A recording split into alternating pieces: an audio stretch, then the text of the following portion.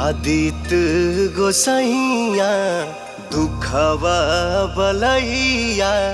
दोस्तों ये था पावर स्टार पवन सिंह के साल 2022 का पहला छठ देवी गीत का फुल वीडियो। जी हाँ दोस्तों, नहीं देखे तो डीआरजे रिकॉर्ड्स यूट्यूब चैनल पर जाइए और पवन सिंह के पहले छठ देवी गीत उगी सूरजदेव का फुल वीडियो देखिए, जिसमें पवन सिंह के साथ पूजा बनर्जी देखेंगी। जी हाँ दोस्तों, सबसे बड़ी बात बता दूं कि इसमें आप लोग साधना सरगम की आवाज़ सुनने वाले थे, लेकिन नहीं दोस्तों, इसमें जो कि पवन सिंह और खुशबू जैन के आप लोग आवाज़ सुनेंगे। और वीडियो क्या लाजवाब लग रहा है, पवन सिंह का लुक जो कि एकदम धांसू लग रहा है। नहीं देखे तो डीआरजे रिकॉर्ड्स पर देखिए।